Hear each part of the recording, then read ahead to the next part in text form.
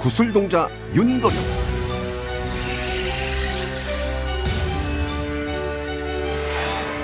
연화암 정경화,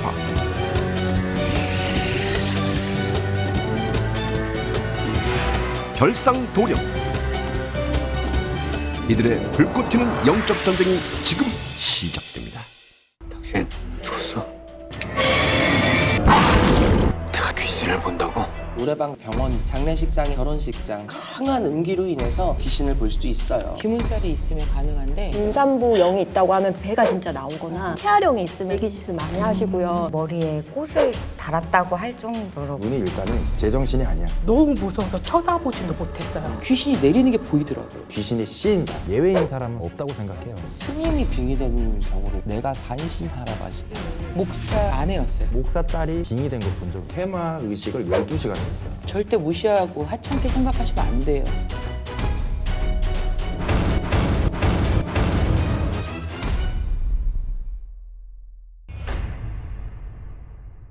이런 귀신들 꼭 무당만 볼 수 있을까요? 그건 절대 아닙니다. 일반인도 충분히 귀신을 볼 수 있어요. 요새 상담을 하다 보면 그런 분들이 굉장히 많이 와요. 귀신이 보여요, 들려요, 바물 소리가 들려요, 꿈을 꿨어요. 이런 부분들이 굉장히 많아.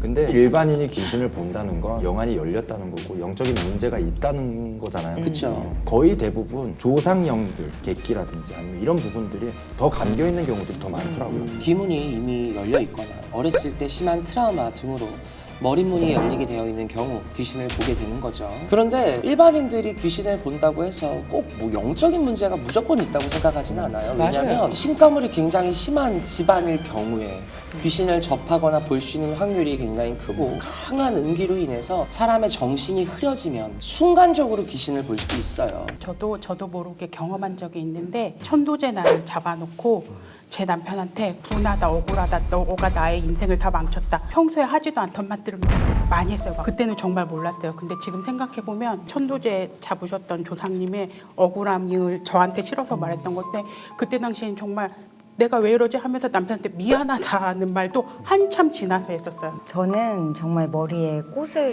달았다고 할 정도로 심각하게 휘둘렸었어요.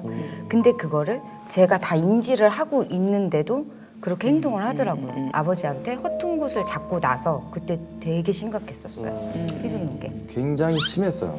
자꾸 요사변사를 부리는 것 같더라고. 전화 한 통에 걸려온 거예요. 오열을 하더라고. 남자친구가 자살을 했대. 앞뒤 없는 얘기를 자꾸 하더라고. 그러면서 지금 당장 시험으로 오겠다는 거예요. 왔는데 눈이 일단은 제정신이 아니야. 그래서 내일 아침에 여기 신당에 다시 와라 했는데 아침에 어떤 문자가 왔냐면 남자친구가 자살한 게 거짓말이었대. 퍼주죠. 근데 자기가 왜 이런 말을 했는지 모르겠대. 그래서 너무 창피해서 대전으로 돌아가겠다는 거예요. 아, 이제 안 나가려고. 안 나가려고. 일강 천문은 제가 직접 테마를 했어요. 맞아요. 네. 그랬더니 이미 당사자가 빙의를 한번 겪었기 때문에 그리고 또 이제 애기니까. 그쵸. 저 같은 경우에는 태백산 백일기도 할 때 몸이 너무 아픈 거예요. 약을 먹어도 낫지를 않고 뭐 밥도 못 먹겠고 근데 기도는 해야 되니까 이제 용궁 기도터에 가서 원불 딱 눈이 마주치는 순간 저도 모르게 구토가 쏠리면서 바로 옆에 선악나무 가서 구토를 하고 들어오니까 또 괜찮은 거예요. 이제 기도를 하는데 하경으로 그 선악나무에 허름한 한복을 입은 사람이 선왕에 이렇게 고에 묶이는 걸 장면을 싹 스쳐 지나가더라고요. 근데 신기한 게 약을 먹어도 낫지 않던 그 몸이 그때부터 싹 낫더라고요. 자연스럽게 선왕에 묶었구나. 애기고 기도하고 있으니까 신령님이 맞아. 지켜준 거지. 맞아. 한 번 보이고 한 번 들리고 이런 걸로 좀 신받는다고 자꾸 하지 좀 않았으면 좋겠어요. 요즘 레파토리가 맞아. 네, 잠깐 보게 되고 어떤 소리를 들었다고 해서 셀프로 진단을 내려가지고 맞아. 나한테 영적 문제가 있다는 게 요새 너무 많아. 본인이 그래서. 답을 맞아. 내리고 그리고 답을 내리고 이미 답 와. 내리고 찾아오잖아. 네. 인간에 있어서 귀신 들림, 뭐 이제 씌인다 너무나 당연하기 때문에 종교도 초월을 하는 거죠. 맞아요. 그래서 천주교에서도 구마 의식을 하고 그리고 저는 목사 딸이 빙의 된 걸 본 적이 있어요. 영적인 문제로 인해서 목사님이 무당집을 찾아오신 거예요. 그래가지고 이제 테마 의식을 했는데 귀신이 씌인다. 예외인 사람은 사실상 없다고 생각해요. 맞아요. 목사의 아내였어요. 딱 보니까 그 아내분의 어머니가 무당이셨던 거예요. 혹시 신기가 내려갈까봐 너는 교회 가라. 그런데 교회 가서 하필이면 또 안수 목사랑 결혼한 거죠. 그래서 구슬했는데 굿하는 날 그 자리에서 눈이 휙 올라가더니 뭐 바들바들 떨더니 그냥 이렇게 넘어가는데 귀신이 내리는 게 보이더라고요. 퍼주 같은 영들이 이 사람한테 너무 많이 있었던 거예요. 그 여자분이 평생 몸무게가 40kg를 안 넘어요. 저는 스님이 빙의된 경우를 좀 의외로 많이 봤어요. 근 한 달 사이에 스님 상담을 한 7차례 이상을 한 것 같아요. 근데 30년간을 주지 스님으로 계시는 이제 여스님이신데 상담 도중에 내가 산신 할아버지 그래, 나 그럴 줄 알았어. 같이 운영을 하던 스님에게 배신을 당하면서 사찰을 잃게 되었고 억사 같은 돈을 잃어버린 케이스, 그런 정신적인 트라우마에서 시작된 빙의였어요. 특히 무당 중에서는 제자가 되기 전에 실제로 씌이는 경우가 막 있잖아요. 저는 그런 경험을 못 해봤는데 다른 선생님들 있으세요? 저는 되게 심했어요. 맞지도 않는 엄마 구두를 신고 50만 원을 주고 붙임머리를 하고요. 빨간색 루즈를 그렇게 찾더라고요. 어디 가서 엄마가 물어보면 청순에 간 고모 할머니가 나를 따라다닌다라고 10군데를 가면 10군데서 다 그렇게 얘기를 하는 게, 이 고모가 화장을 못해서 환장이니 화장품을 좀 사와라. 그런데 그 무당이 영접을 하면서 하는 말이 뭐냐면 나는 갖고 오라고 그렇게 대놓고 얘기를 하는 거예요. 그래서 뭔가 치성을 하고 뭔가를 좀 많이 풀어냈더니 정신을 찾기 시작했다고 제가 실제로 경험했는데, 그럼 이제 저희가 증거만 제시를 하는 게 아니라 빙의에 노출된 일반인 분들을 위해서 당연히 해결책도 제시를 해드려야겠죠. 빙의에는 결국 테마가 답입니다. 제가 봤던 남자분은 조상 귀에 엄청나게 흠뻑 실리신 양반이에요. 점을 보러 오셨을 때부터 오열을 한 거지. 본인이 무슨 얘기를 하는지도 모르고 감겨서 또 다시 얘기를 하기도 하고 테마 의식을 12시간을 했어요. 근데 그 12시간의 테마를 하고 나서 그 전으로 돌아오신 거야. 그러니까 그 어머니나 그 누나나 그 일개 가족들이 너무나 신기할 정도로 굉장히 많이 좋아졌던 그런 케이스가 있어요. 그리고 귀신들마다 한이 서린 이유가 당연히 다르기 때문에 우리가 귀신에 따라서 해결책도 달라지잖아요. 맞아요. 수살기는 물에 한이 지고 결혼하지 못한 청순기는 또 영혼 결혼식을 통해서 결혼의 한을 풀어주기도 하고, 태아령은 태어나지 못한 한을 또 달래줘야 하는 등 그 한과 원에 맞는 또 해결책을 제시해야 하는 거죠. 맞아요. 귀신마다 원하는 게 모두 다르잖아요. 그쵸. 자기 한을 말하고 싶어 하기도 하고 울고 싶어 하기도 하고. 진짜 한 번은 너무 고생한 게 돌아가신 어머니 진진옥이었어요. 딱 시작하자마자 소주병하고 소주잔을 딱 들고 옆으로 살짝 비껴 앉아. 그리고 쪼르륵 따라서 물처럼 이렇게 마시는 거예요. 근데 제가 술을 못 마셔요. 그날 앉은 자리에서 소주 2병을 마신 거예요. 그래갖고 술잔을 딱 뺏으려고 하니까 그 선생님 그 자리에 때려 죽이고 싶은 거예요. 근데 갑자기 제가 집이 저희 엄마가 항상 이러셨어요. 이랬는데 거리가 끝났을 거 아니에요? 저 옆방 가서 기절했죠. 그럴만하죠. 그리고 해결책을 제시를 할 때 비주얼적인 면도 굉장히 저는 중요하다고 생각을 해요. 내면에 있는 영매라든지 이런 부분들이 이제 빠져나갈 때 결계를 친다든지 항아리에 담는다든지 이런 액션들도 내 몸에서 빠져나갔다, 이런 부분들을 심어주기도 하는 것 같더라고요. 그래서 저 같은 경우에는 항아리에 향을 피워놓고 볏짚으로 해서 이제 결계를 치고 영매가 빠져나갈 때 그 항아리에 담고 담는 동시에 저는 신장칼로 그 항아리를 깹니다. 맞아요. 쨍그랑하는 소리에 귀신이 나가기도 하고 그런 뭔가에 보여지는 그 퍼포먼스에 의해서 아 빠져나갔구나, 시원하다, 약간 이런 부분들도 느끼기도 하더라고요. 그리고 굳이 빙의뿐만 아니라 가위가 눌리는 것도 귀신 때문에 나타나는 증상이잖아요. 그래서 무시하고 지나가면 안 될 것 같아요. 왜냐하면 저도 가위를 정말 많이 눌려봤거든요. 만약 가위 눌림이 심한 분들이 있으면 머리 방향을 돌려봐라, 현관문 방향이라면 방향을 바꾸시거나 칼이나 가위를 한번 넣고 자라, 이런 부분들도 확실히 도움이 되는 것 같더라고요. 맞아요. 방금 이제 별상도령 선생님이 현관문, 즉 집을 또 말씀을 하셨어요. 귀신이 있다는 세 번째 증거, 바로 귀신의 터입니다. 맞아요. 귀신의 터는 집도 될 수 있고 땅이나 건물 여러 가지가 해당될 수 있는데요. 귀신은 자신이 편하다고 느끼거나 원한이 깃든 곳에는 어디든 또 자리를 잡을 수가 있어요. 제가 지금까지 본 장소 중에 가장 귀신이 많았던 곳은 교회였고요. 특히 뭐 부흥회 같은 거 할 때 막 있잖아요. 사람들이 영적 에너지를 쏟을 때, 그리고 영화관, 이렇게 소리 막 난 클럽 이런 것처럼 펑펑하는 소리가 튀는 곳, 대형마트 있잖아요. 사람들 많이 모이는 곳, 그때 진짜 많이 보여요. 일단 음기가 강한 곳에 많죠. 노래방 같은 지하 시설이 사실 대표적이라고 알고 있고, 또 결혼식장에는 청춘에 가신 여 귀신이나 남청춘의 귀신들이 굉장히 많이 묻어온다고도 하고, 병원은 우리가 치료를 받는 곳이기도 하지만 또 사람이 죽어나가는 곳이기도 하죠. 일반 사람들을 눌릴 수 있을 만큼의 강한 음기들이 이런 곳들에는 굉장히 많이 스며 있기 때문에 주의가 또 요망이 되죠. 저는 관광지도 조심해야 된다고 생각을 해요. 맞아요. 특히 계곡이나 이런 여기는 사고 지역입니다 하고 이렇게 이제 별개를 쳐놓잖아요. 그곳은 100% 수사시가 있다는 뜻이거든요. 맞아요. 근데 꼭 들어가. 맞아. 꼭 가. 저 같은 경우에는 이제 경험으로 느껴봤는데 엘리베이터가 없는 아파트였는데 이제 계단을 이용하다가 여긴 너무 무섭고 빨리 지나가야겠다라고 생각한 곳에 종종 화재가 나거나 자연스럽게 아니면 사람이 자꾸 지나다닐 때마다 넘어지거나 다치거나 그런 일들이 많았는데 이제 음기가 많은 장소는 인력대로 안 되는 사건 사고들이 너무 많다고 생각해요. 방금 말씀하신 별상 선생님 말씀에 동의하는 게 왜 우리 도로에서도 사고가 많은 지역입니다. 이게 그런 팻말이 있는 곳은 항상 사고가 잦잖아요. 그런 곳은 이제 인간이 과학적으로 증명할 수는 없지만 분명히 음기가 산란한 장소는 두려워해야 되는 게 맞고 조심해야 될 부분이 맞다고 생각합니다. 맞아요. 저는 정신이 산란하거나 아니면 아예 조용한 해가 이런 곳에 많은 것 같아요. 자, 그럼 귀신이 많다고 알려진 흉가에는 정말 귀신이 많을까요? 요새 이렇게 유튜브에서 보살님들이 뭘 보여주려고 자꾸 흉가 체험 이런 거 하잖아요. 진짜 전 솔직히 말하고 싶거든요. 진짜 귀신 볼 수 있습니까? 진짜 귀신 계속 보잖아요. 굳이 찾아서 볼 이유가 없다. 내가 해주고 싶은 말이야. 그지? 그지? 그래, 맞죠. 미안해, 나 갔다 왔어. 환경 자체만 보면 귀신이 많을 것 같긴 하죠. 그리고 많기도 하죠. 솔직히. 전 그래서 안 가요. 저 솔직히 가봤어요. 왜? 그 대학생 때 흉가 뭐 체험 이런 식으로 모집을 하는 게 있는데 그냥 뭐 재밌겠다 해서 가봤는데 병원 터였어요. 굉장히 큰 터였는데 저는 별로 뭐 없었거든요. 네가 거기 거야. 갔다 와서 내가 아니, 근데 다녀오고 나서 같이 가신 분들 중에 조금 안 좋게 되신 분 연락을 받았어요. 그래서 조심해야 된다고 생각을 해요. 맞아. 안 돼. 저도 흉가 촬영도 해보고 몇 번 경험은 있어요. 근데 귀신이 없는 경우도 있더라고요. 사실 사람이 더 이상 살지를 않아서 귀신이 모이기 좋은 곳이라고 알려져 있는 경우가 사실 굉장히 많아요. 제가 갔던 흉가들은 진짜 오만 잡시는 다 있었던 것 같아요.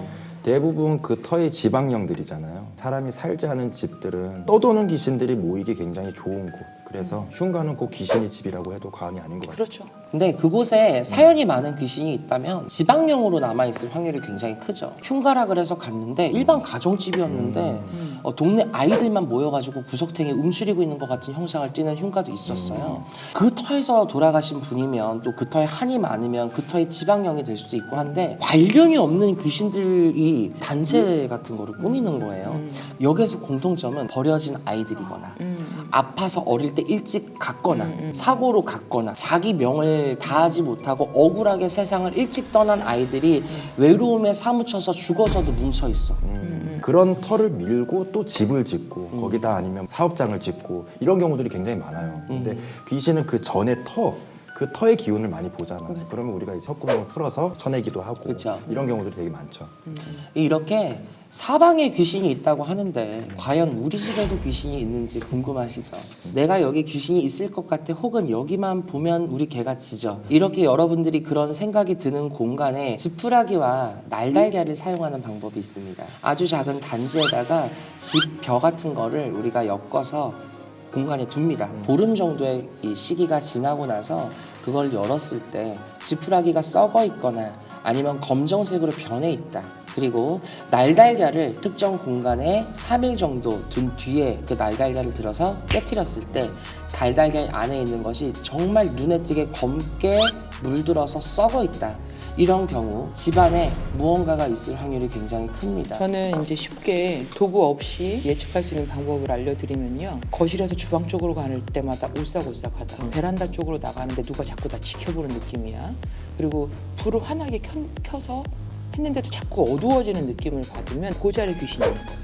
근데 귀신도 귀신 나름인 것 같아요. 일반인들이 잘못 알고 있는 것 중에 하나가 귀신이라고 다 나쁜 게 아니거든요. 맞아요. 절대 쫓아내서도 안 되는 귀신이 있어요. 그럼요. 텃대감이라든지 터주신이라든지 성주신이라든지 이런 부분들은 절대 쫓아내서는 안 된다고 그럼요. 생각을 해요. 대우하고 그래서 모셔야죠. 근데 이렇게 터주신이라든지 뭐 조항신, 성주신 같은 귀신을 대우하면서 살아간다면 나에게 도움을 주는 이로운 존재라고 저는 생각을 합니다. 그래서 이런 사무실이나 사업장에 터고사를 하거나 성주맞이를 하거나 안택굿을 하거나 안택고사를 하거나 뭐 턱굿을 하거나 혹은 또 업대감이라든지 사업대감처럼 우리가 별도의 굿이나 행위를 통해서 득이 되는 역할을 또 많이 해주기도 하죠. 근데 그 중에 정말 예민하고 비 맞추기 힘든 귀신이 있는데 그게 바로 도깨비. 맞아요.